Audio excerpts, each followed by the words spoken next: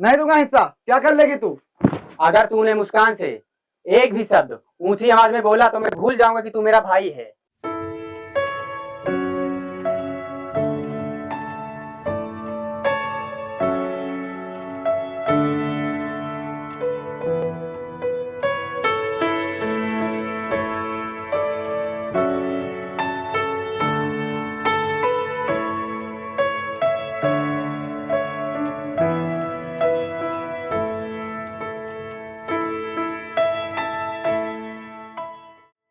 भाई, वो मुझे कॉलेज की फीस जमा करनी है तो मुझे कुछ पैसे चाहिए थे। अच्छा तो बताओ कितने रुपए चाहिए? ज्यादा नहीं भैया, बस 1000 रुपए चाहिए। अच्छा ये ले, और अच्छे से पढ़ाई करना ताकि तुझे कोई अच्छी सरकारी नौकरी मिल सके। देख रहा है मैंने पढ़ाई नहीं की तो मुझे खेती बाड़ी करनी पड़ रही है, इसीलिए मैं तुझसे बार बार कहता हूँ कि अच्छे से मन लगा के पढ़ाई कर ताकि तुझे ये सब ना करना पड़े। हाँ भाई, मैं मन लगा के पढ़ाई कर रहा हूँ और मुझे एक दिन सरकारी नौकरी जरूर मिलेगी। अच्छा भाई, मैं चलता हूँ। ठीक है भाई।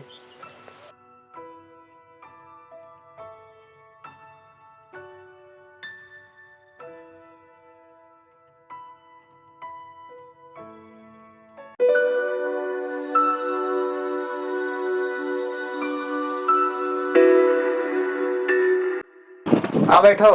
पहले ये बताओ इतनी देर से तुम कहाँ थे? यार वो मैं अपने भाई से पैसे लेने गया था खेत में, इसलिए आने में थोड़ा देर हो गया।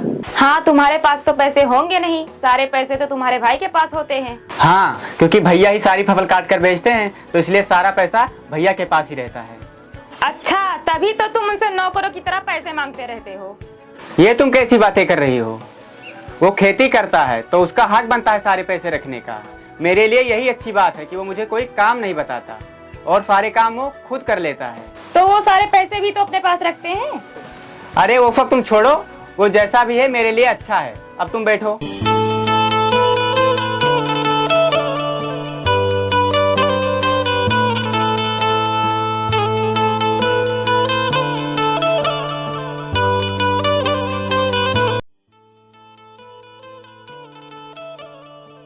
सूरज, सूरज, सूरज, सूरज, तुम कहाँ हो? अरे तुम? हाँ मैं, लेकिन सूरज कहाँ है? वो घर पर भी नहीं है। हाँ वो खाद लेने गया है, बस आता ही होगा। तब तक तुम वहाँ बैठ जाओ। क्या मैं यहाँ बैठूंगी? कभी नहीं, इतनी गंदगी में सिर्फ तुम जैसे लोग बैठ सकते हो, मैं कभी नहीं। और हाँ, जब सूरज आए तो उसे बता देना कि मुस्कान आई थी। ठीक है।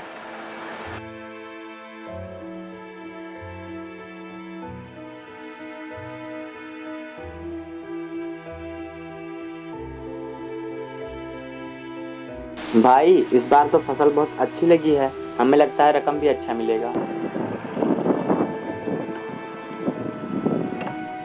भाई, ये लो खाद। ठीक है, रख दे वहीं।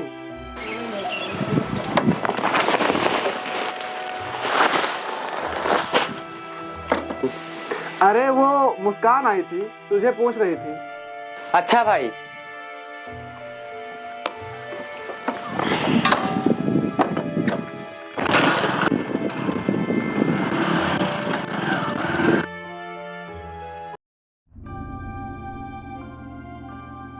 कल तुम कहाँ गए थे? मैं तुम्हें ढूंढते ढूंढते तुम्हारे खेतों की तरफ गई थी।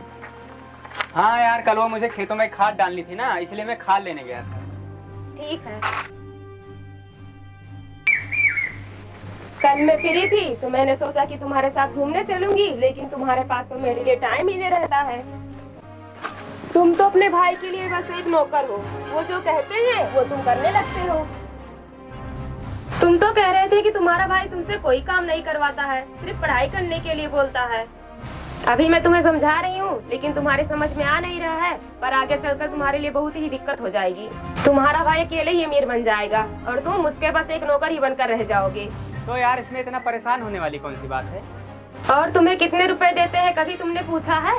हाँ ये बात तो है, ये बात मैंने उनसे कभी नहीं पूछा, लेकिन हाँ अब मैं जरूर पूछूंगा।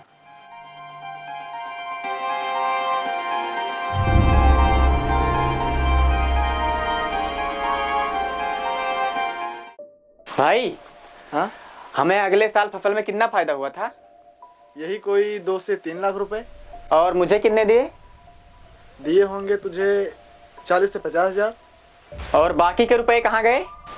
और बाकी के रुपए फिर से खेत में खर्च हो जाते हैं और घर का जो रोजाना खर्च चलता है। अच्छा, तो तुम मुझे 40-50 हजार रुपए में ही निपटा देते हो और बाकी के पैसे तुम खुद रख लेते हो। अरे भाई, ये तुझे अचानक से क्या हो गया है? मुझे कुछ नहीं हुआ है, अब मुझे आधा हिस्सा चाहिए। तू ये आज कैसी बात कर रहा है? अब मुझे समझ आ रहा है, तुझे तेरा आधा हिस्सा चाहिए। ठीक है भाई, मैं तुझे आधा हिस्सा देने को तैयार हूँ, लेकिन तू थोड़ा और समझदार हो जा और जिम्मेदारी समझने के लायक हो जा और अपनी पढ़ाई पूरी कर ले। तुम मुझे अब आधा हिस्सा दो, अब मैं जिम्मेदारियां उठाने के काबिल हो गया हूँ। देख भाई, तू समझने की कोशिश कर, मैं समय आने पर तुझे सब कुछ दे दूंगा, बस तू अपनी पढ़ाई पर ध्यान दे।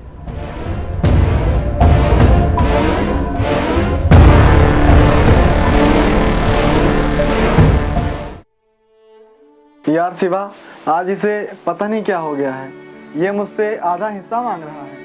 हाँ भाई, पता नहीं क्यों। भाई, जब से मम्मी पापा गुजरे हैं तब से मैंने ही इसकी सारी ख्वाहिशें पूरी की हैं और ये अब आधा हिस्सा मांग रहा है। मैं खुद चाहता हूँ कि मैं इसे जिम्मेदारी दूँ, लेकिन ये उस लायक बन के तो दिखाए। भाई, मैंने तो पढ़ाई की नहीं, लेकिन मैं चाहता हूँ कि ये पढ़ लिख कर एक सरकारी नौकरी पा सके। भाई तू परेशान मत हो, उसे एक दिन समझ आ जाएगा कि तुमसे ऐसी बातें कभी नहीं करेगा। काश ये सब बातें उसे समझ आ जाए। हाँ, तो क्या कहा तुम्हारे भाई ने? भाई बोल रहे थे कि तुम पहले जिम्मेदारी संभालने के लायक हो जाओ, फिर मैं तुम्हें पैसों का हिसाब भी दूंगा और जिम्मेदारी भी। यार, तुम अपना हिस्सा मांगो, जिम्मेदारी अपने आप संभालना सीख जाओगे। मुस्कान, तुम क्यों इतना चिंता कर रही हो?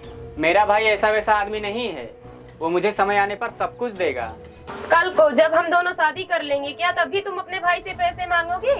अगर मुझे कुछ काम होगा या मुझे कुछ लेना होगा, क्या तब भी मैं तुम्हारे भैया से पैसे मांगूंगी? क्या ऐसे ही हमारी ख्वाहिशें पूरी होंगी? हाँ, तुम सही कह रही हो। क्या तुम मुझसे सच में शादी करोगी? हाँ सूरज, मैं सिर्फ तुमसे ही शादी करूंगी। इस बार हम दोनों ही भैया से बात करने चलेंगे। अरे भाई, ये जो है धनिया है अपना, वो पक गया है, उसको काटना है। ठीक है भाई, तो आज ही से काटना शुरू कर देते हैं। ठीक है, काट लेंगे। और क्या, और ये जो गेहूं है, गेहूं भी पक गया है अपना।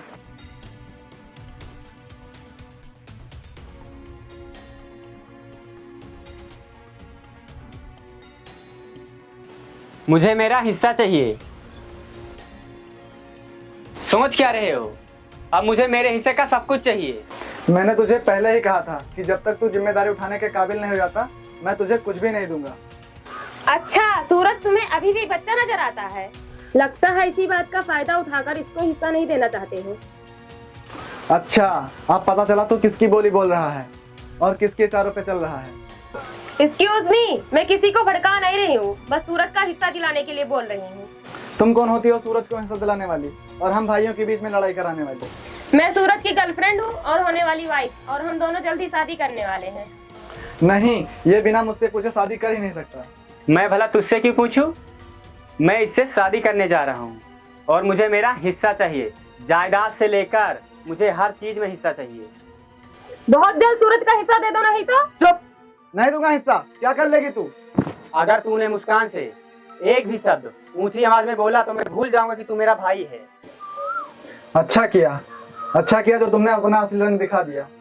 और हाँ, जब से माँ बाप गुजरे हैं तब से मैंने तुम्हें किसी चीज की कमी नहीं होने दी, लेकिन तुमने सारा हिसाब कर दिया। ये फर्जी के ड्रामे बंद कर और मुझे मेरा हिस्सा दे। हिस्सा तो मैं नहीं दूंगा और किसी भी कीमत पे नहीं दूंगा, और जिस किसी में हिम्मत हो वो लेकर दिखाए। हिस्सा तो मैं लेकर ही रहूंगा, इसके लिए मुझे किसी की जान ही क्यों ना लेनी पड़े। और हाँ, आज से तू मेरा भाई नहीं, तू मेरा दुश्मन है। चलो मुस्कान।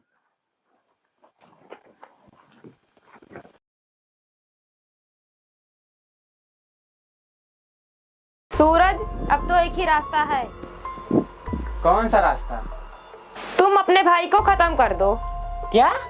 हाँ, तुम अपने भाई को खत्म कर दो, फिर तुम्हें तुम्हारे साथ साथ उसकी भी जमीन मिल जाएगी।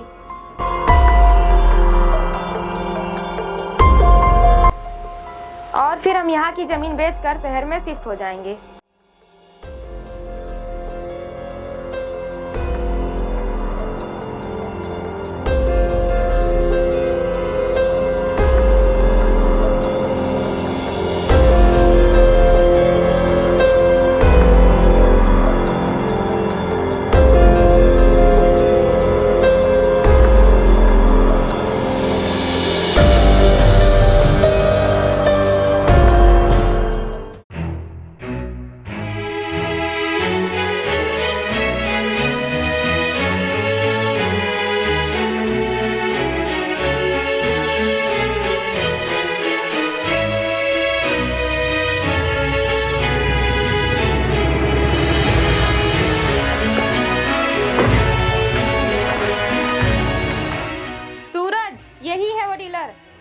अच्छा, पवन यही है जो अपना जमीन बेचना चाहते हैं।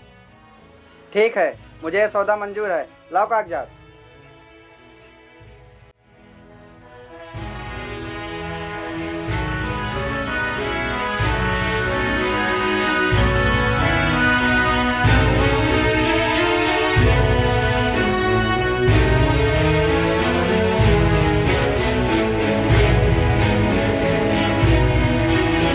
ये लो, यहाँ पर साइन करो।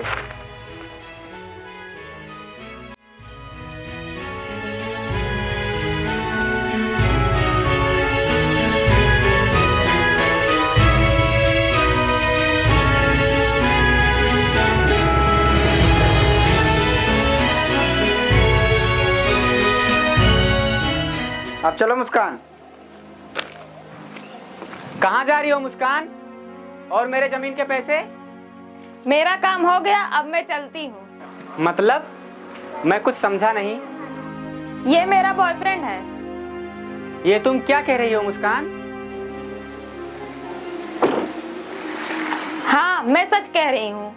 इसका मतलब तू इतने दिनों से मेरे साथ प्यार का नाटक कर रही थी?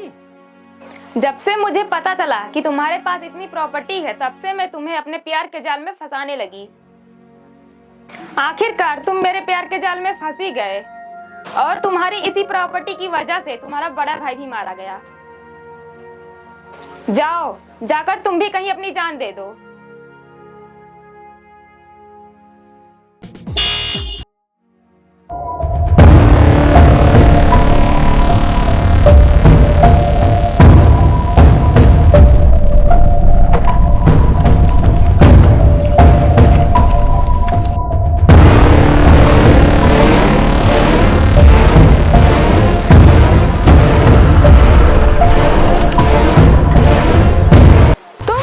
तुम अभी जिंदा हो?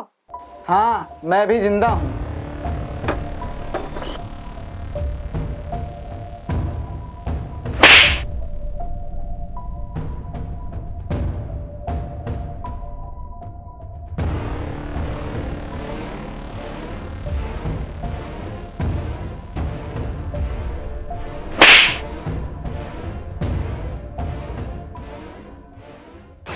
तुमने तो इसे मेरे सामने जान से मार दिया था, तो ये फिर जिंदा कैसे है?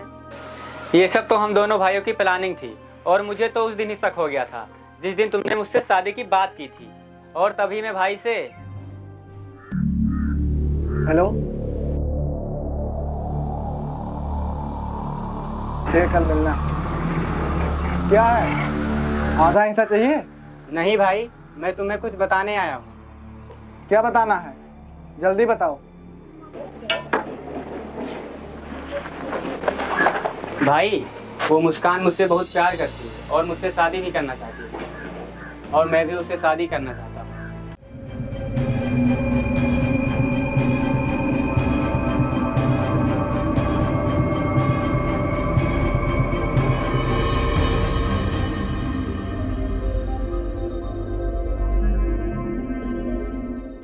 अच्छा, मुझे लगता है वो तुझसे नहीं तेरी प्रॉपर्टी से प्यार कर रही है। और हाँ, अगर मेरी बातों का यकीन नहीं है ना, तो वो जैसा बोलती जाए वैसा तू करता जा। असलियत खुद ब खुद तेरे सामने आ जाएगी। ठीक है भाई।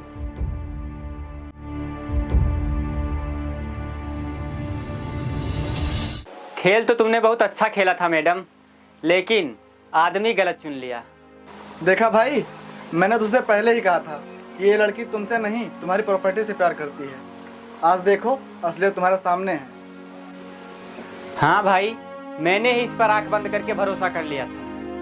प्लीज सूरज, मुझे माफ कर दो, प्लीज। प्लीज हम लोगों को माफ कर दो, अब आगे कभी ऐसा नहीं होगा। प्लीज सूरज, मुझे माफ कर दो।